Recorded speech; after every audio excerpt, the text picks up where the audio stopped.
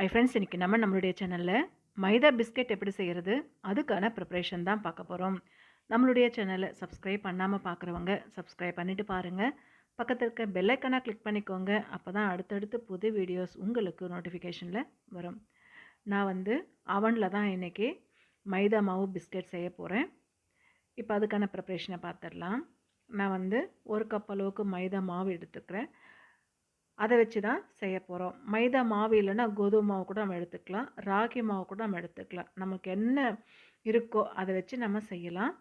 இப்போது 1 டீஸ்பூன் அளவுக்கு நான் வெண்ணெய் சேர்த்துருக்கேன். இது ரூம் டெம்பரேச்சரில் வர மாதிரி பார்த்துக்கணும். அதுக்கடுத்து 1/2 கப் அளவுக்கு சுகர் பவுடரு நான் எடுத்திருக்கேன். இந்த வெண்ணெயோட அந்த சுகர் பவுடர் சேர்த்து நல்லா மிக்ஸ் பண்ணிக்கலாம்.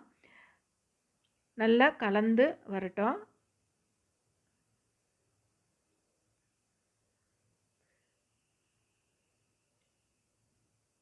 நல்லா இதே போல் மிக்ஸ் பண்ணிகிட்டே இருக்கணும். இப்போ 1 கப் அளவுக்கு மைதா மாவு சேர்த்துருக்குறேன். மைதா மாவு இல்லைன்னா கோதுமை மாவு சேர்த்துக்கலாம். கோதுமை மாவு இல்லைன்னா நம்ம ராகி மாவு கூட நம்ம சேர்த்துக்கலாம். சேர்த்துட்டு நம்மளுடைய அந்த கிளற முடியல அப்படின்னா கையை வச்சு நம்ம நல்லா பிசைஞ்சிக்கலாம். நம்ம நல்லா பிசைஞ்சோன்னா சாஃப்டாக இருக்கும் பிஸ்கெட்டு. பிசைஞ்சிட்டு கொஞ்சமாக தண்ணி ஊற்றிக்கலாம். பாலும் நம்ம சேர்த்துக்கலாம். நான் பால் சேர்த்துருக்குறேன். கொஞ்சமாக ஊற்றுங்க, அப்புறம் பத்தலைன்னா கூட நம்ம ஊற்றிக்கலாம்.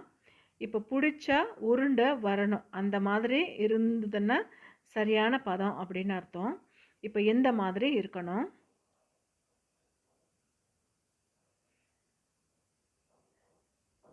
இப்போ இதை பிஸ்கட் ஷேப்புக்கு நம்ம தட்டிக்கலாம்.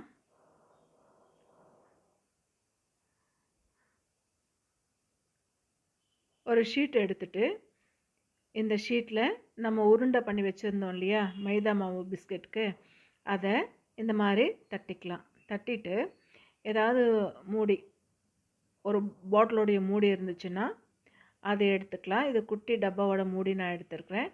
இந்த மாதிரி ரவுண்டாக கட் பண்ணிக்கலாம். கட் பண்ணிவிட்டு எக்ஸஸாக இருக்குது இல்லையா அந்த மாவை வெளியில் எடுத்துடலாம்.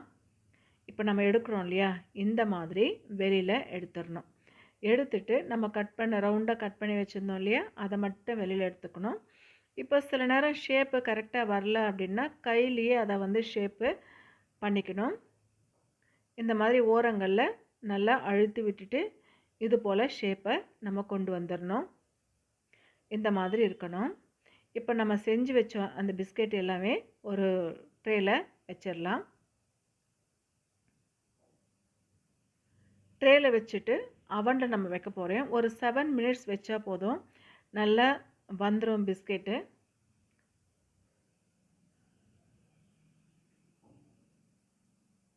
இப்போ எல்லாமே வச்சாச்சு. இப்போ நம்ம அவனில் செய்ய போகிறோம். அவன்லேயே செய்யலையும் கடாயிலையும் நம்ம இதை செய்யலாம்.